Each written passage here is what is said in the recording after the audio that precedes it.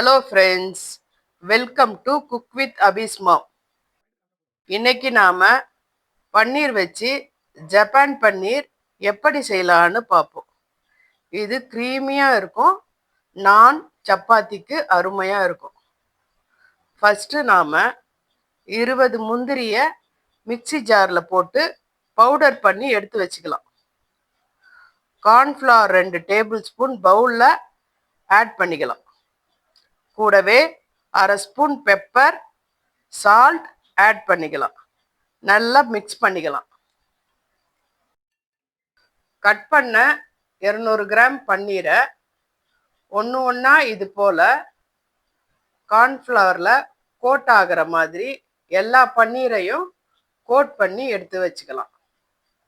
Next பேனில் 50 ml எண்ணெய் ஊற்றிக்கலாம். எண்ணெய் காஞ்சதோ ஸ்லோ ஃப்ளேமில் வச்சு பன்னீரை இது போல் போட்டு ஃப்ரை பண்ணி எல்லாத்தையும் எடுத்து வச்சுக்கலாம். ஸ்டவ்வில் பேன் வச்சுக்கலாம். ஒரு heaped tablespoon butter add பண்ணிக்கலாம். ஒரு ஸ்பூன் சாப்டு கார்லிக் ஆட் பண்ணிக்கலாம். கார்லிக் ஃப்ரை ஆனதும் கட் பண்ண 3 கிரீன் சில்லி ஆட் பண்ணிக்கலாம். 300 ml மில்க் ஆட் பண்ணிக்கலாம். இதில் பெப்பர் 3/4 ஸ்பூன், தேவையான அளவு உப்பு ஆட் பண்ணிக்கலாம். மில்க் பாயில் ஆனதும் பவுடர் பண்ண கேஷ்யூ ஆட் பண்ணிக்கலாம்.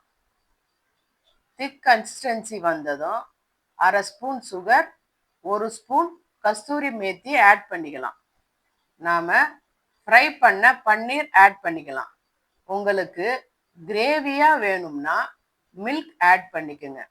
இதே மெத்தடில் கிரேவி செய்து பன்னீரை ஃப்ரை பண்ணாமல் ஸ்மால் பீசஸாக கட் பண்ணியும் கிரேவியில் ஆட் பண்ணிக்கலாம். ஜப்பான் பன்னீர் ரெடி. கிட்ஸ் விரும்பி சாப்பிடுவாங்க.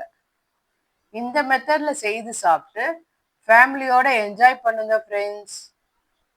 ப்ளீஸ் மறக்காமல் குக் வித் அபிஸ்மாம் சேனலுக்கு லைக் பண்ணுங்க, ஃப்ரெண்ட்ஸ் அண்ட் ஃபேமிலிக்கு ஷேர் பண்ணுங்க, எப்படி இருந்ததுன்னு கமெண்ட் பண்ணுங்க. தேங்க்ஸ் ஃபார் வாட்சிங். Be happy friends.